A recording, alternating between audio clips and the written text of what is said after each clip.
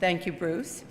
I sort of feel we should have your daughters up here talking to us because they not only know how to turn on my TV, they probably know a lot about the girls we're talking about. But before I begin, I mean, Sarah, I don't know how you pull this kind of thing off. Jean Augustine? How'd you get Jean Augustine on your team? It is such a pleasure to be in the same room as Jean Augustine. I mean, the things she has started and finished in this country, I mean, we could make that list go on all night. And it's a great honor, Jean, to be here with you. I shouldn't be surprised you're supporting the beautiful world. And where's Heather Ogden? Where are you sitting? Did she have to go and leave with the Feed the Baby? I mean, I was there the year she couldn't do the Sugar Plum Fairy, so I want to register my complaint. What a beautiful dancer. What a great opportunity to be with her. And where's Elaine sitting? I don't know how you attract these people. Where's Elaine Secura? You have all the Did she leave too? She doesn't have a baby to feed. Anyway, a fabulous woman, a woman who knows how to bring support to some of the most important things in the world. Margaret Mead's another one. Remember when she said, "Never doubt that a small group of thoughtful, committed citizens can change the world. Indeed, it's the only thing that ever has." That's what came to mind for me when Sarah Dunkley asked me to meet her at Starbucks one morning and talk to her over coffee about a beautiful world. I think I was on my way to Congo, and I thought, what am I doing? I don't even know this girl. I met her at a speech, but what a dame. I mean, it doesn't hurt that she's wise beyond her years. She's already a successful business story, but this girl has street smart savvy. That's probably why she got women like Jean and me and some of the others in this room. But she is why we're here tonight. She and her beautiful world idea. I'm so delighted to be part of it. You know, recently I had a new book published. In Canada, it's called Ascent of Women. In the States, it's called Uprising, so American. And in fact, I was in Poland 2 weeks ago for the launch of the book in Poland. You can't be calling a book Uprising in Poland, I can tell you that. But they changed it to Women at War, which is not exactly what I was trying to say. But they know their audience better than I do.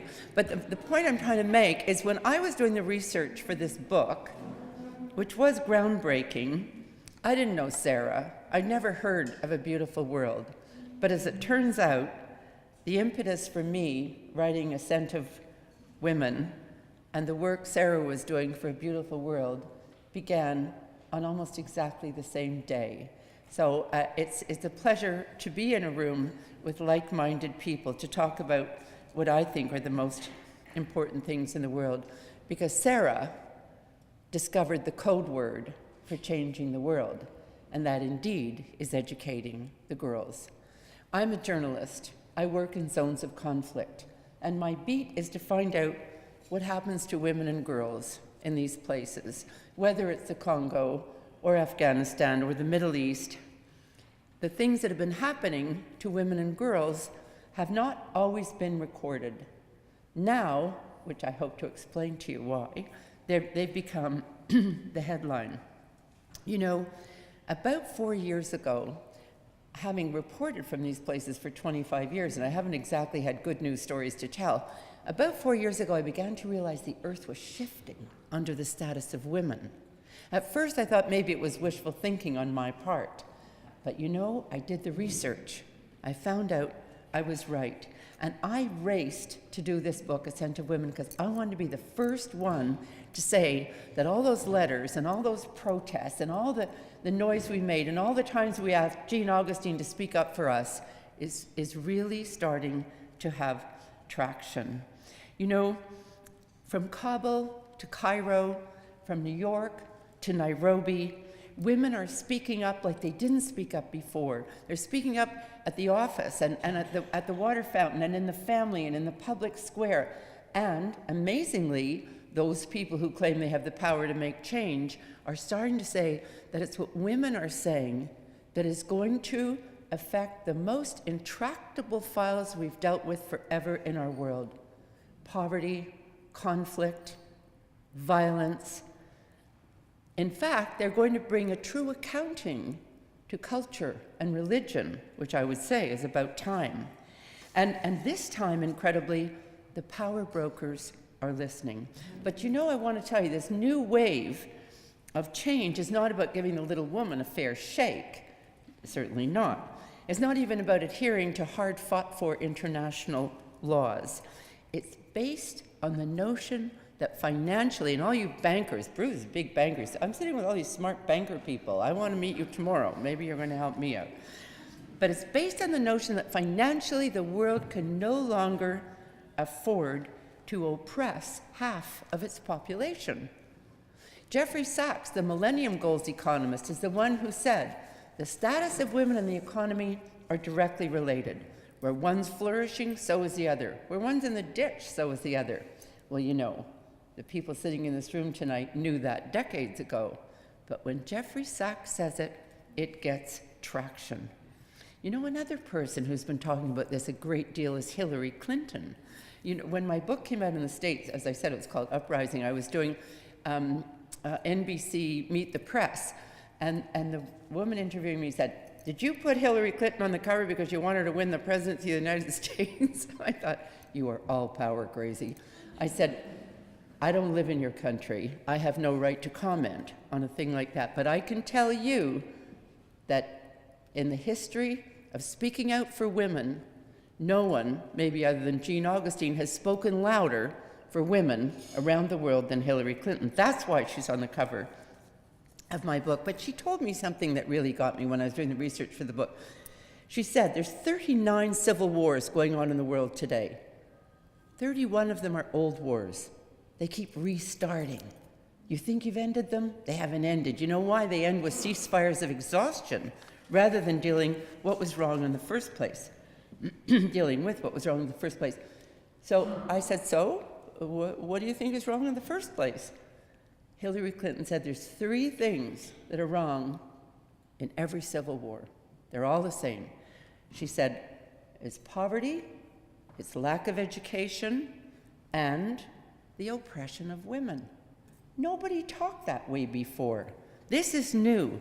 Now, at last, is the time for women. But you know, as I was writing this book, people were saying to me, how can you be so positive, for God's sakes? Look at the terrible things that are happening to women. So, yeah, it's true. Let's talk about Malala Yousafzai. Remember, she was 15 years old when those cowardly, stupid Taliban shot her in the head in the Swat Valley, Pakistan. Why? Because she wanted to go to school, learn to read, think for herself. So that's the way to deal with her. They shot her in the head. I can tell you, having reported from these zones for 25 years, we would never have heard Malala's story even 4 years ago. Because in the Swat Valley, they would have said, it's a girl, who cares? And if you and I did hear it, we would whisper behind our hands to our friends and we'd say, well, you know, the way they treat their women and girls is absolutely appalling, but there's nothing we can do about it. But now it was different. The earth had shifted under the status of women and girls.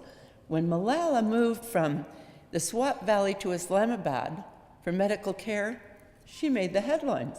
When she moved from Islamabad to England for medical care, she made the headlines again. Remember the day they did the surgery? The Globe and Mail ran a 1/3 page diagram of what they were going to do to that girl's cranial cavity and how they were going to put that cochlear implant in to try to restore some of her hearing. I was in Victoria, BC, I forget why, and CTV called me. They said, quick, go to the studio. We need a news hit. Malala's getting out of the hospital. And 5 days later, she went back to school with a little pink backpack slung on her back. What happened was Malala became the world's daughter. It's as though we lifted a curtain and everybody said, what the heck were we thinking? Of course the girls have to go to school. Now, of course, we have the story of the kidnapping of the girls in Nigeria, a story I was covering through the fall. And you know, when it first happened, I thought there's a piece of this story we're not paying attention to. When Barack Obama said he was sending strategic advisors and surveillance equipment to Nigeria to find those girls. Remember, Boko Haram stole all these poor kids and stuck them in trucks and drove them off. You know why? Because they were going to school. Sarah understands this. So Barack Obama sent strategic advisors and surveillance equipment to find the girls. And I thought, you know what? No military, no government has ever sent anyone anywhere to rescue girls, ever in history. He made history. And frankly, I thought it would be a great success. They did find the girls. They found the girls immediately. They had drones, for heaven's sakes. Drones can find mice. They found the girls, but they couldn't get them. Why couldn't they get them? Here's the thing that's happening around the world today. The international community was there. There was the US, the UK, there was Russia, Israel, strange bedfellows, France and Canada, trying to get those girls. But you know what? The international community was there to help, not to lead. It was up to the redoubtable Goodluck Jonathan, the president of Nigeria, to lead. And Goodluck Jonathan had no interest whatsoever in getting those girls. He saw them as a bargaining chip with Boko Haram. And that is why today, not only have those girls not been found, but now Boko Haram have taken over the top 25% of his country. But I'll tell you, there is a change. The earth has shifted. When I did this story, I interviewed one of the kids who'd escaped. Remember, some of them escaped? This kid was 14 years old. 14! How did she escape? She jumped off the back of the truck, a fast-moving truck, and she rolled herself into the jungle and she buried herself under the debris. And of course, they stopped the truck. They wanted to get her in there. All these horrible Boko Haram men were running around with big sticks, pounding them into the ground, trying to find the girl. Well, thank God they didn't find her, and she got home. But my question to her was, where did you get the nerve to jump off the back of a fast-moving truck? She didn't skip a beat. She said, I figured you can only die once. If I stayed on the truck, they'd kill me, so I jumped. I mean, this is what we're talking about with kids who have been to school. They've seen the opportunity. This kid was in school. She had plans for herself. And she still, thank heavens, has plans for herself. This is the difference when you tell a kid there's a future out there that she can hook her own brass ring to. But you know, this is a new page in our history. Given the rapidly changing status of women, an optimist could even suggest that the age-old oppression that we have witnessed is now being seen as damaging to the economy and to the health of community. And the opposite, emancipation, is seen as the prescription to prosperity. That's why A Beautiful World is in business. That's why we're seeing changes in the world today, because the earth has indeed shifted. You know, when I was doing the book, my editor said, no one talked this way before, you have to be able to prove every word. Don't you just love the way people, all bosses talk that way, don't they? And I tried to figure it out. How come this changed? Or where did it start? I even went all the way back to Neanderthal man. I thought, did Neanderthal man oppress Neanderthal woman? As it turns out, he didn't. He needed her producing kids so they'd get to the field and put a crop in there and have them all survive. But I looked at all these different pieces, and I saw things had happened. For example, and I called these distortion and disease. In terms of distortion, during the rise of Islamism in the 1990s, women in Asia began to realize they'd become the targets of the extremists in their own religion. Because you know, the women's movement, as you and I knew, it was very much a Western movement. It was North America and Europe and Australia, and it was very Western. But now the Asian and the African women were not particularly caught up with this movement, but now the Asian women saw they were being targeted, so they formed groups. And honestly, some of the work they're doing, women living under Muslim laws, is a juggernaut that's leading women in Asia. Their research is impeccable, they're outspoken, they're articulate, they're taking on all the boogeymen. And they started to get involved in the need for solidarity with women around the world. Well, then let's look at disease. When the HIV/AIDS pandemic raced through Africa, soon enough we found out, mostly via Stephen Lewis, that the face of AIDS had become a woman's face. There were more women and girls suffering from HIV/AIDS than men. And the women I spoke to, because I cover Africa a lot, said to me, if we don't form groups, if we don't take on the impunity of men when it comes to sex, we'll all be dead. And they did. They formed groups. And I thought to myself, maybe this is what happened. Now you had the Western women, you had the Asian women, you had the African women. Maybe that's how it happened. But you know what? It wasn't. What happened what got the women in the world together to cause the earth to shift under the thousands-year-old status of women was Facebook. That's what did it. You guys know that. Before I even said it, you were probably saying, why doesn't she get to the point? It's Facebook. You know what happened with Facebook, even in Afghanistan, where I've been reporting from since 1997?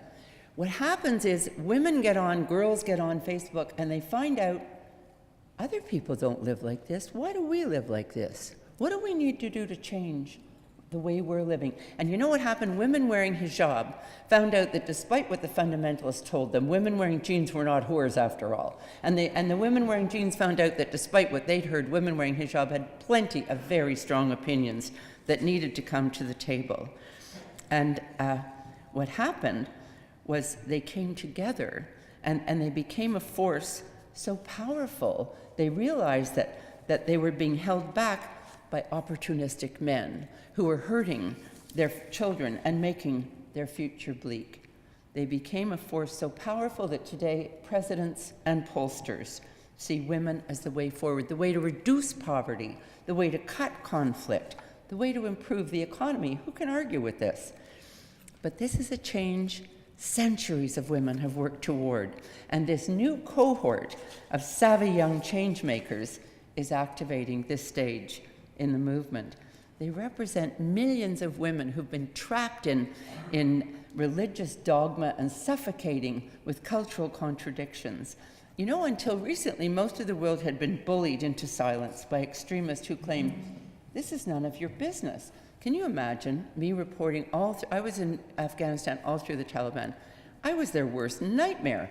They used to say to me, you're not from here, you're not in our culture, you're not in our religion, this is none of your business. What's happening to our women is cultural.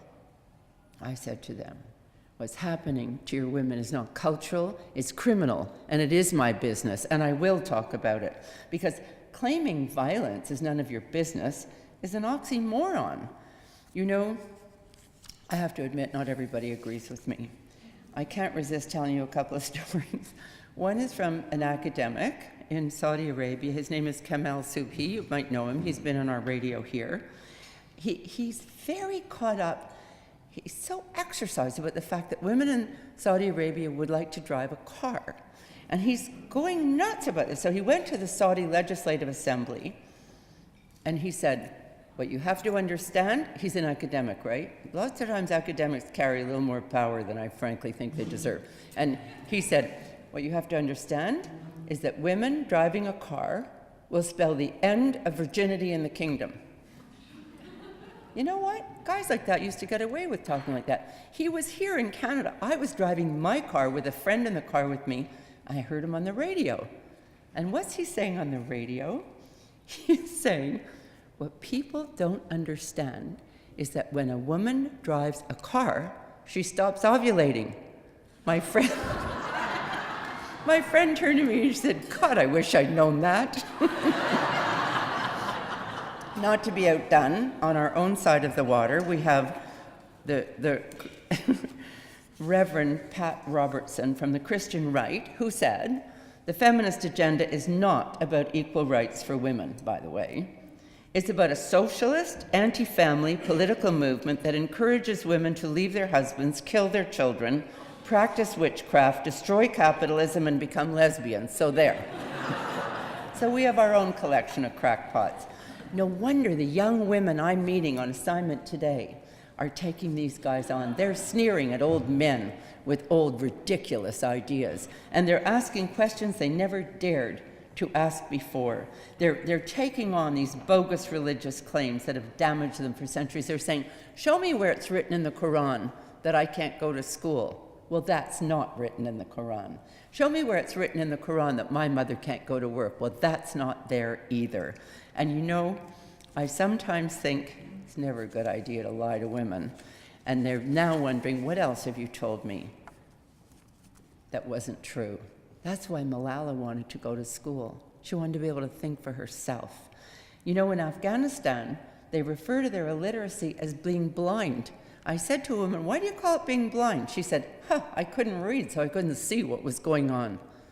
I thought in fewer than a dozen words, this woman totally hit the nail on the head. The thugs in power keep the girls illiterate, so they can't see what's going on and they can't make change. But now, change is everywhere. What's happening the world over today is unprecedented, and the threads required for human rights have started to weave themselves together like this beautiful tapestry of change. You want a better economy? Put the women to work. Your health system's lagging? Ask about maternal and infant health care. War is your problem? Bring the women to the negotiating table. Poverty is stubbornly stuck at unacceptable levels? Ask your women to make the budget. You know, in Afghanistan, the young women that are the corollary of the women you're working with came together and they formed a group called Young Women for Change. The things they shared with me dazzled me. They said 67% of the population of Afghanistan is under the age of 30. They said, we never started a war. We never fought a war. We hate these old customs that hurt people. And we want change. And here's the kicker. They said, we have the tools to make change. We're all on Facebook. But they're doing this in one of the world's capitals of female oppression, downtown Kabul. Only young people can talk this way. Forgive me, girls. Only young people can say something like this. I said, what are you up to? They said, oh, we intend to change the emotional landscape of Afghanistan. It's fabulous. They don't know that someone's going to say you can't do that, or that's impossible, or we already tried that. They are incredible with the work that they are doing. I said to one of the co-founders, her name's Anita Haydery, I said, you know, the fundamentalists in Afghanistan go berserk when you so much as mention the word change. I said, how do you deal with them? She didn't skip a beat either. She said, I say to them, you think human rights are Western? Because that's what they accuse you of. You're trying to Westernize Afghanistan, bringing all this education, all this baloney about human rights. She says, you think human rights are Western? You think educating a girl is Western? You think treating people decently is Western? And she said, if that's Western, what's Eastern? I mean, young people are so courageous. They will say it.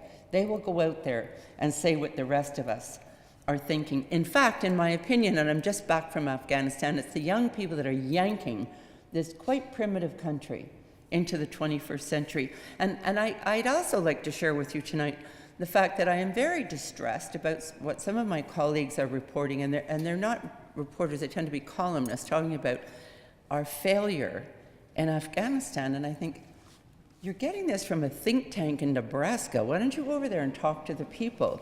Because here's what I can report to you, and these are solid facts. Almost 9 million children are back in school in Afghanistan. This is incredible. Life expectancy has gone from 42 years to 62 years. That's like a miracle. Maternal and infant mortality have dropped by 70%. You know why? Because they had security. You can't do anything without security. You can talk all you like about whether we should have been there or shouldn't have been there, but as long as the soldiers were there and your tax dollars were at work, they were able to keep enough of a lid on that they got midwives all over the place. They got teachers back in the classroom, and they made these differences in the statistics. But it's more than that. The GDP has increased fivefold. And when they held a presidential election in May, 75% of the population turned out to vote knowing they could be shot by the Taliban. We should be so lucky that 75% of our people would turn out to vote. This is not failure, this is progress. And just as beautiful world is smart and concentrates on the education of girls, so do the Afghans. They've got a new university in Kabul called Gawarshad. And they wanted it to be a university for girls. They couldn't pull it off, so boys also attend. But one of their teachers, they're teaching, they never heard of this before, they're teaching gender studies. You kids know all about gender studies. They'd never heard of it. They're teaching peace building and conflict resolution and things that, it's like they've all gone to a candy factory. And one of their professors said to me, if you educate women and you help them find a job and get an income, you will empower them to be strong enough to say no to the violence and to demand their rights. She said, educated women gain support from their families and can stand up to those who abuse women and girls. The aim of her courses is to make these kids think about what their rights are. If you never heard you had the right to food, the right to shelter, the right not to be beaten, it's incredibly empowering to find out that according to the whole world, you do have those rights. I mean, this is a country that hasn't made headway before in altering the status of women. And now this sparkling experiment in emancipation is spreading like a light all over the country. They're not at the finish line, believe me. Actually, neither are we. There's a lot of instability in Afghanistan, there's a lot of corruption, there's a lot of trouble. But these young people are grabbing on to that brass ring. It changes their attitude. It gives them a better understanding about how people work together. The teacher said to me they've normalized the equal status of men and women. They sit in the same classroom together, and the debates in the classroom are about the participation of women in social and political activities. This is what has to happen to make sustainable change. Their professor said to me, I think we're making history, and I applaud her. I really believe they are. And that's exactly what Beautiful World has done with their work. Look at the statistics. A girl's future income increases by 15 to 25% for every extra year she stays in secondary school. A girl who goes to school invests 90% of her money into her family to lift them out of poverty.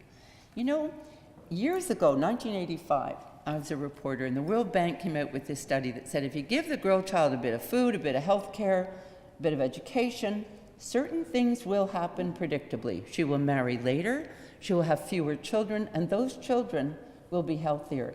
When I read it, I thought, that's it, that's my job. They've just tied it all up, this is terrific. But it didn't get traction. And the World Bank reviewed that every 5 years. But then Jeffrey Sachs made his comment, and people like Sarah took her business out into the world, and now there's traction like there's never been before. You know, there's a stunning story out of Kenya that proves this point about what happens when you consider the value of the girl child. In Meru, which is a city 4 hours north of Nairobi, 160 little girls between the ages of 3 and 17 sued their government for failing to protect them from being raped. This is unheard of. This is because the earth has shifted under the status of women and girls. But this legal action was in fact created in Canada, because this is the country, you may not know this is the country that sued the government for failing to protect its women and won. Remember the story of the balcony rapist? Remember that story? And that young woman took her case to the Supreme Court, and she won. And when she won it for all women in Canada. And these little kids, they wanted to win it. And people said if they win, and they could, they will alter the status of women and girls in all of Kenya, maybe even in Africa. So a woman from Canada called Fiona Sampson, who runs an outfit called The Equality Effect, went over there to meet the woman who was running the shelter where these kids stay. That woman's called Mercy Chitty. She's like the Erin Brockovich of Africa, honest to God. Nothing gets in her way. But the two of them realized that it was time to tackle the root of the problem, which was the impunity of the rapists and the failure of the justice system in Kenya to convict them. You know, they have laws in their books in Kenya. You're not allowed to rape kids. If you rape a kid under 15, you can go to jail for life.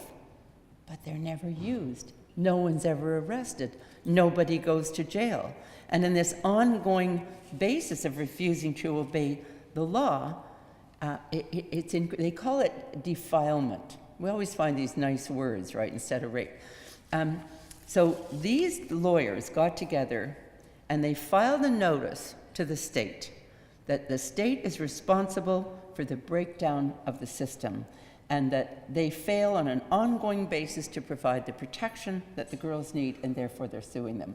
I mean, it was unheard of. Judges around the world were talking about it and saying, you know, if these girls win this case, this could create a hullabaloo of Shakespearean proportion. Well, I stayed with the lawyers for a while. With respect to any lawyers in this room, honest to God, what you do is hard, but is it ever boring to watch? So I watched them dotting I's and crossing T's because you have to get every single sentence has to be right before you go to that court. And they were bivouacked in a hotel room in Nairobi, and I left and got in a truck and I went to Meru. I wanted to meet the girls. Well, I'm sure many of you have been to Africa, certainly Sarah has, and her gang with all these incredible young people. It was like a drive through storybook Africa. You know, we went by banana farms and tree plantations, and we went past those dark umbrella-like acacia trees. We inhaled the dry scent of the savannah. We saw bleating goats and signs that declared Jesus saves every 5 miles. There were mango trees and roadsides drenched in pink and orange and red bougainvillea. But they were smacked up against these fluorescent green billboards advertising safari.com, which was the local cell phone provider. When we crossed the equator, not much change. It got a little bit hotter, but the traffic was still intense, way too fast, and a series of near misses. And then we got to Meru, and we turned down this rutted red dirt road into Ripples International, which is the name of the shelter where these girls stay. We were shaded by a canopy of these lush, beautiful trees that offered us refuge from the equatorial sun. And I noticed immediately there were hedges of purple azalea and yellow hibiscus on either side of us. And I looked again and knew they were camouflaging a fence. And the fence was there to keep intruders away from this bucolic place that was a refuge for 160 girls who were poised to cut off the head of the snake that is sexual assault. The thing about Africa is all your senses are on full alert when you travel in that country. And when I pulled into Ripples International, all of my senses were on full alert. The first kid I met was called Emily, I'm still in touch with her. She's 11 years old. She was about 4.5 feet high. And I want to tell you before I go on, I don't go around the world interviewing little kids who've been raped in order to get my story. I would never do that. These kids had to go to court. This was a test case. There were counselors and therapists all over Ripples International. They had help available to them, but everyone had said to them, you have to be able to say what happened. And it was their law. You have to be able to say, that man did this to me. And they were encouraged to talk, and I was coming, they said, talk to her. Whoops. So I met Emily. As I said, she was only 11. She was about 4.5 feet tall. It was the size of the child that took my breath away. Her little shoulders weren't 12 inches apart. But what a kid she was. When she sat down to tell me her story, she was so charged with conviction. You know how 11-year-old kids have a husky voice? You know how they talk? She sounded like Walter Cronkite, for God's sakes. And she's telling me her story. And she said, my grandfather asked me to fetch the torch. But when I brought it to him, it wasn't the torch, the flashlight, that he wanted. He took me by force, and he warned me not to scream or he would cut me up. You know, along with thousands and thousands of men in sub-Saharan Africa, Emily's grandfather has the demented view that having sex with a little girl will cure him of HIV/AIDS. And they think the smaller the child, the stronger the cure.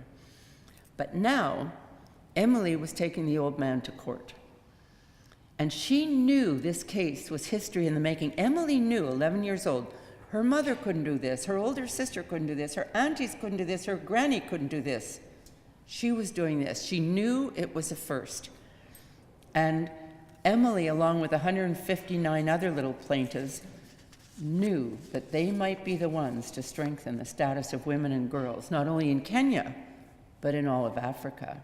Emily said to me, these men will learn they cannot do this to small girls. You know, the kid's a victim. For sure, she's a victim. But she had this newfound empowerment that had come from her decision to stand up for herself, to say, I'm somebody, I count. But when I met her, it was 6 days since she'd been raped. She was still complaining of stomach pain. She couldn't sleep. She said to me in her native Kiswahili, it hurts to go to the bathroom. And all these thugs I meet on assignment all over the world tell me this is none of my business. This is cultural. This isn't cultural. This is criminal. It's everybody's business. You know, in Kenya, a kid is raped every 30 minutes. If the kid doesn't die of her injuries, she faces abandonment. Nobody wants to be with a kid who's been in a shelter or a kid who's been raped. But you know, she loses her chance to go to school. It could be because it was a teacher who raped her. It could be because she's got a sexually transmitted disease, or she's already HIV positive and she cannot go to school. But absolutely, if she escapes those issues, she's stuck with the stigma. There's such stigma. Girls are doubly victimized by being ostracized by the very people who should be standing up for them. This is a story, we know this story in this country. We know the story of Jian Gomeshi. Who's guilty here? We know that when girls go to court, they end up being called whores. Same thing over there. So I looked at these kids and I thought, this is how it happens without an education, with poor health, and no means of financial support. These girls drift into poverty, and I thought, is this the poster child of Africa that we look at? Is this not the only reason, one of the reasons? We can do something about this. This is not poor Africa on her knees. This is Sarah's plan. Put them to school and they will take over the place. But you know, it's a hard sell, because 90% of these kids know their assailants. It was their fathers, their uncles, their brothers, the neighbor, the teacher, the priest, the very people struck with keeping vulnerable children safe. And if it's the breadwinner who's guilty, the mother will say, keep your mouth shut. We'll starve to death if he goes to jail. A woman who was working at Ripples International said to me, it's our culture. Nobody wants to associate with someone who's been raped or who lives in a shelter. And she said, and I use this as a chapter heading in my book, we need to stand up and say the shame isn't ours, it's yours. That's the mantra for the world today. But you know, I have to tell you another quick story about a girl I met when I was there. She was 14 years old. She was 39 weeks pregnant. She'd been raped by a neighbor, kept actually, and re-raped. And she became pregnant, and she escaped, and she got to Ripples. And I wanted to talk to her. Now, I phoned back 2 weeks after I got home, and she delivered a little girl. The baby's fine. She was fine. But I talked to her. She didn't sound to me like a victim. She sounded like a girl who wanted to get even. She knew what happened to her was wrong. She knew her mother, her grandmother, her great-grandmother could never take it on. She was taking it on. She said to me, this happened on May the 13th, 2010. I will make sure this never happens to my sister. But then I said to her, you know, I used to be a teacher. In my first life, in fact, I was a phys ed teacher. People said to me, you're a phys ed teacher. But I think, you know, all the tools you collect in your toolkit today will pay you later. Of course, I spend my time in places that are being hit with rocket-propelled grenades. I end up in a broken building in the basement with 50 terrified kids, and I know 300 games, so it's always paid me to be a phys ed teacher. But as for being a teacher, I'm always fascinated. What happens if you give a kid a chance? If you get involved with the beautiful world, you give that kid a chance and she gets to go to school. What happens? What really happens to her? So I said to this girl's name is Lookaline, 14-year-old. I said, what would you do if you had a chance to go to school? I said, will you have to leave when the baby's born? She said, no. Now remember, this is a test case. Lots of help around. She said, the shelter workers told me I can stay and I can go back to school and they will take care of the baby during the day.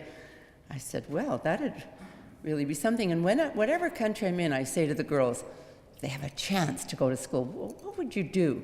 And they always say the same. I'm going to be a doctor. I'm going to be a lawyer.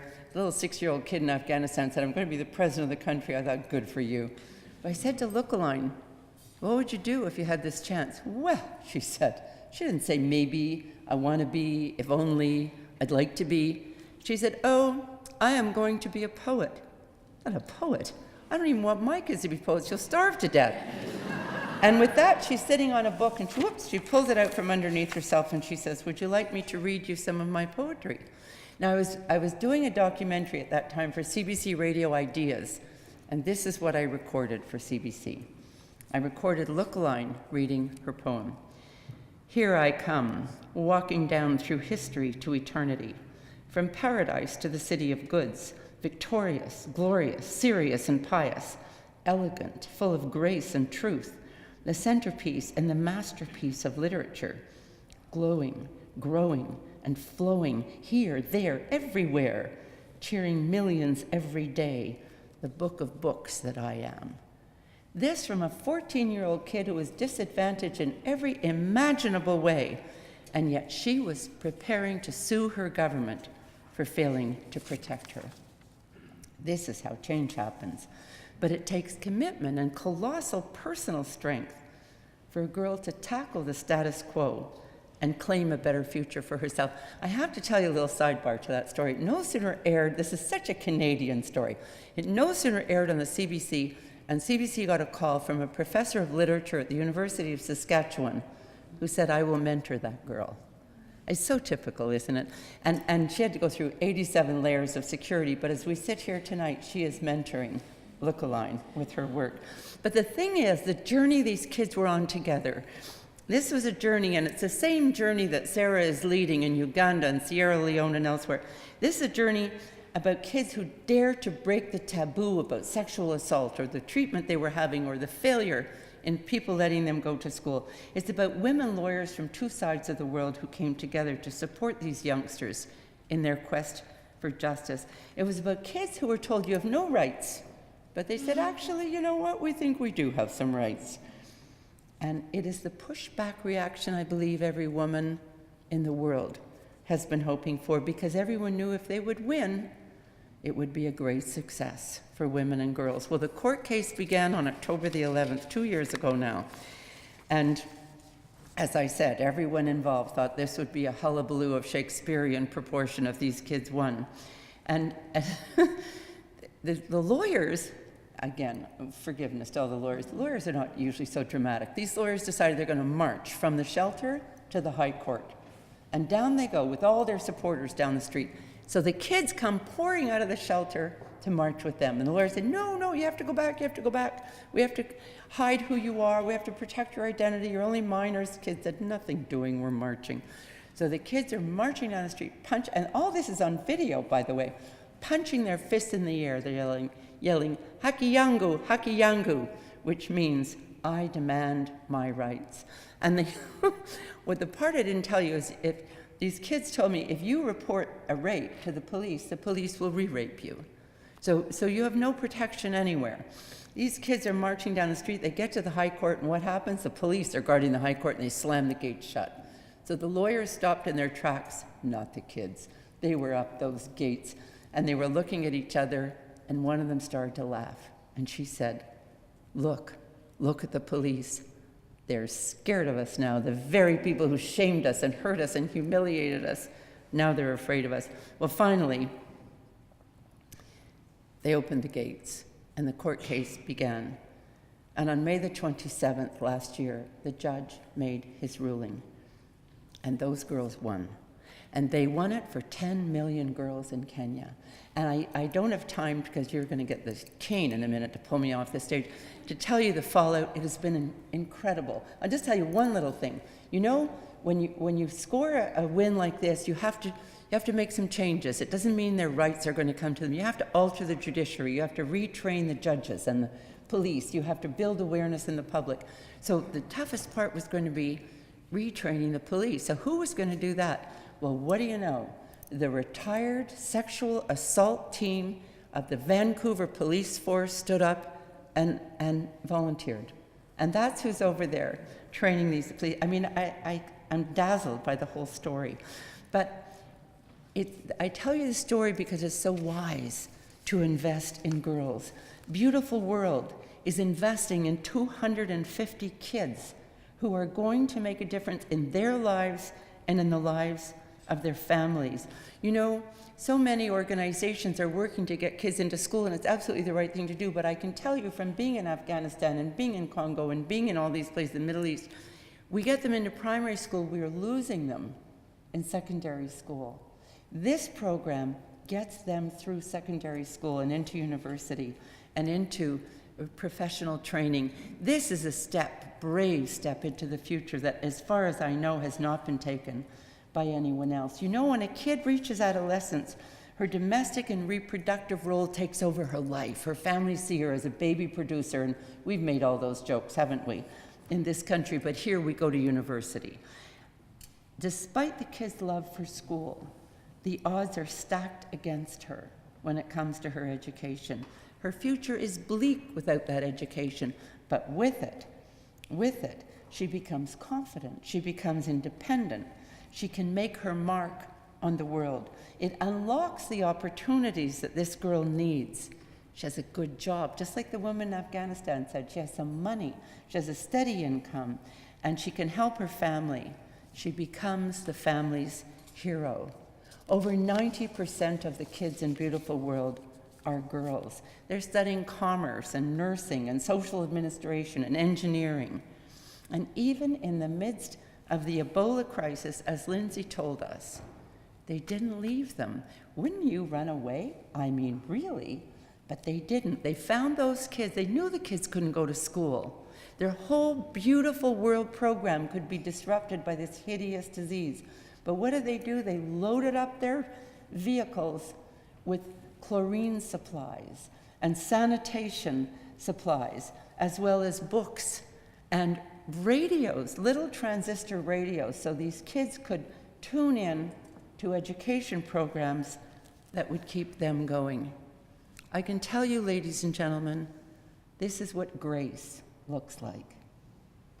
You know, it's not unusual to want to help someone in trouble, stop an injustice, right or wrong.